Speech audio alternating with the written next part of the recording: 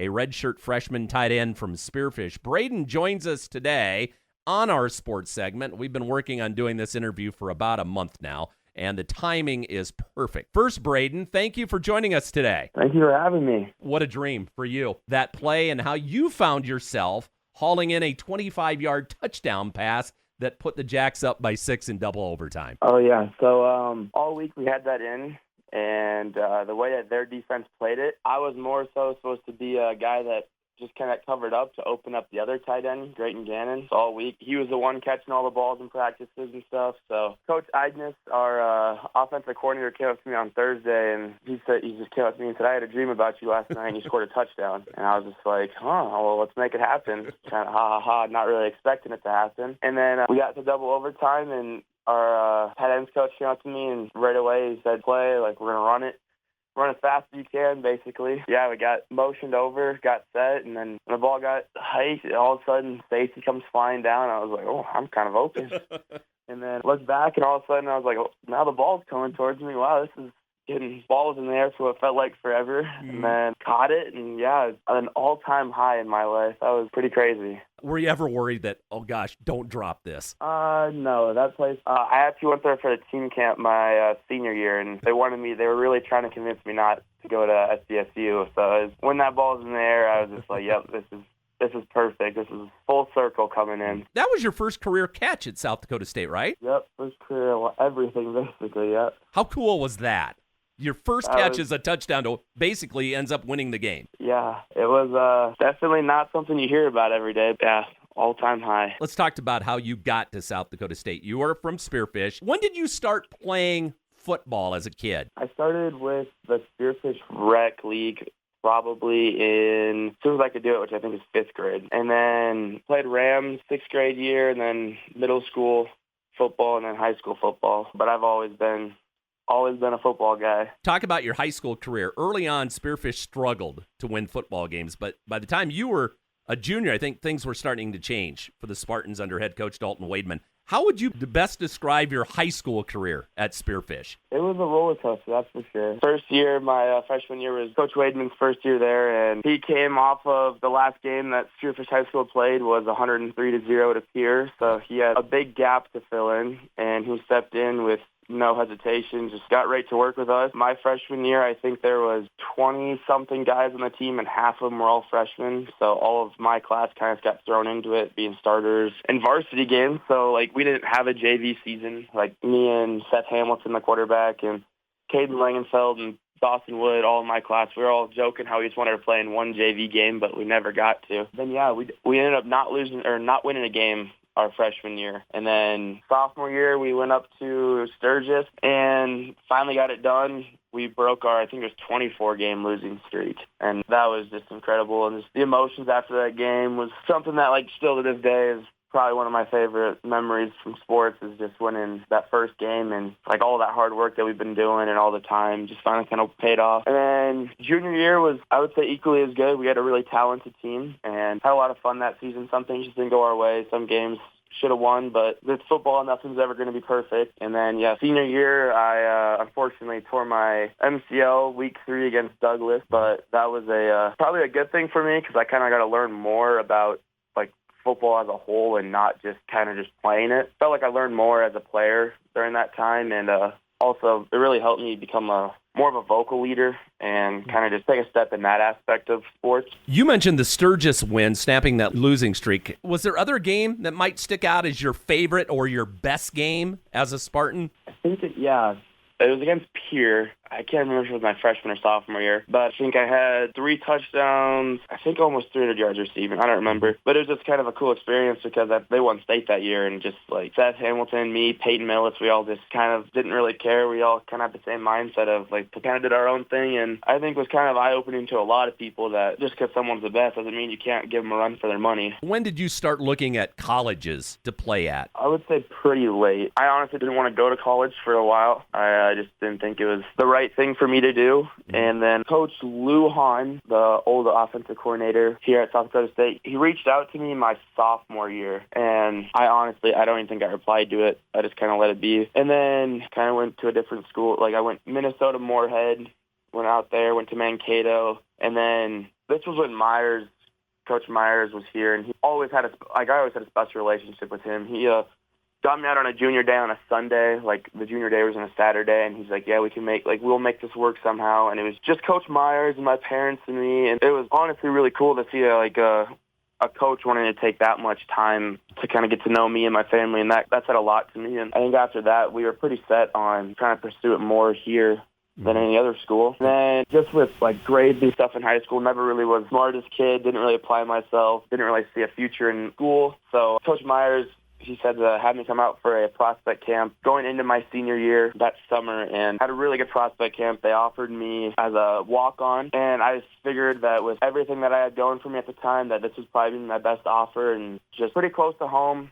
Parents could still come out. Also having like the home state aspect to it, like I'm playing for my home state, has something sweet to that. So I committed pretty much right after they offered me. And yeah, I've just kind of been grinding it out ever since then. You know, South Dakota State's known for their development of tight ends. They've got guys in the NFL. How much of that development of tight ends went into your decision to go to South Dakota State? I mean, yeah, 100%. It had a huge role. I'd be lying if I said I didn't want to play in the NFL. I think that as a young kid, I think that's always every young man's dream is just to go play professional sports. And then to be able to come to play in college is just something that not everyone gets to do, and I try to take that for granted. But then, yeah, when I honestly didn't really know about the history of tight ends from South Dakota State until I started kind of getting more into the recruitment. And I was like, okay, wow, Dallas Goedert plays for the Eagles, just won a Super Bowl. Tucker Kraft plays for the Packers. I'm just like, wow, and all these guys are South Dakota kids from the start too. So it's just one of those things where I'm just I want to be that next guy. Our guest today is Brayden Delahoyde, redshirt freshman tight end for South Dakota State Jackrabbits. He caught the winning touchdowns in the double overtime against third-ranked Montana State. When you got to Brookings and started practicing, what was the biggest difference, Brayden, between high school and college football? We got here right at the beginning of June just to do some workouts and stuff, and right away I could tell it's a whole different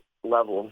Just how fast everything moves, the dedication, everyone there wants to be there. In high school, you sometimes will have those people that are just kind of there just to go to a high school sport. So being there in that atmosphere is just, it pushes you to be better. And then when we finally got to fall camp, I think that first practice, I don't think I caught a single ball thrown to me. I thought I was losing my mind, didn't think I was a good football player anymore. Just everything was so, it was just, huddles were that much faster, the plays were going so quick, I just, didn't have time to think even. So I can remember that first practice, all those emotions, and just, just having that feeling of, I don't think I'm good enough to be here. And then all the coaches kind of, came up to me, just hey, that's a normal thing, you just got to trust the process here. So, yeah, I ended up getting hurt with an ankle injury pretty early on in that fall camp, and just kind of sat back and learned the offense a little better, kind of got more used to how this whole thing works. And when I ended up practicing again, it felt normal again, and I was kind of playing free, it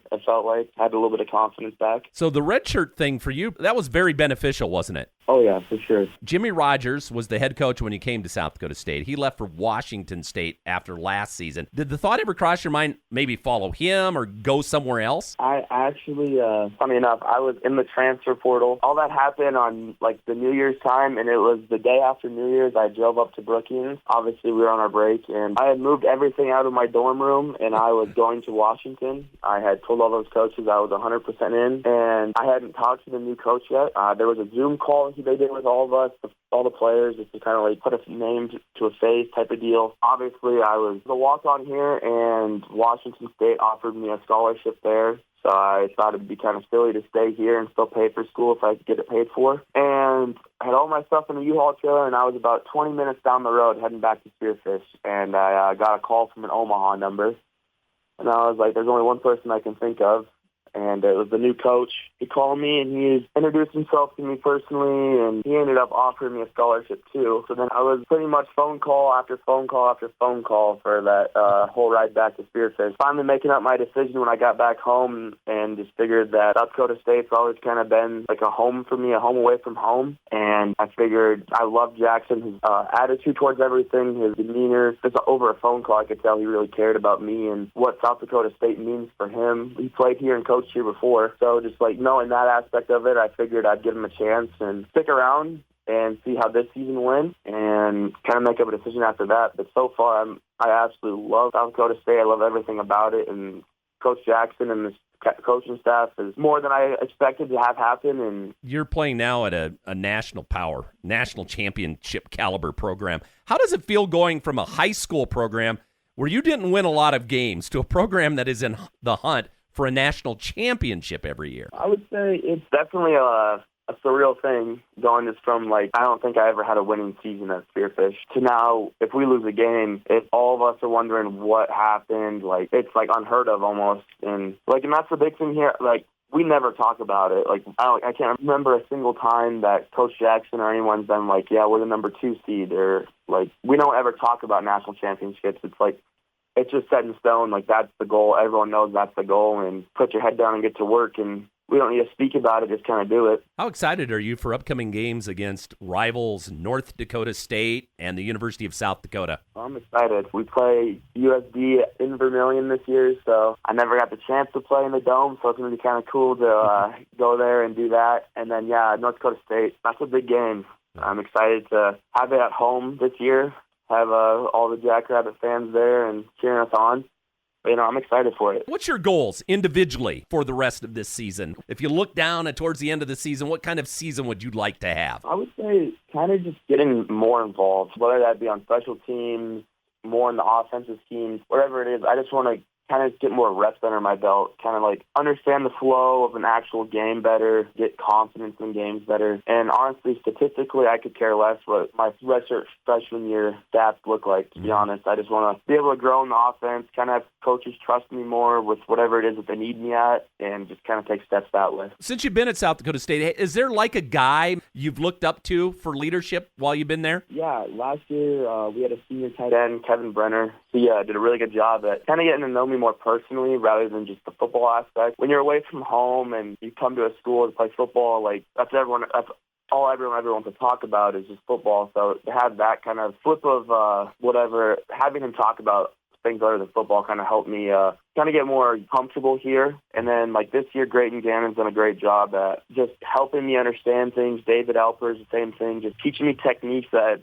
I probably wouldn't learn by myself. And then we had a great group of captains last year. This group this year is also just as good. And yeah, it's been good having a bunch of support from players. Congratulations. I know we started talking right before fall camp got underway, and I know you've been busy as heck and trying to get all that done. Well, I appreciate you coming on. I know you're a busy guy and taking some time to talk to us today. I appreciate it.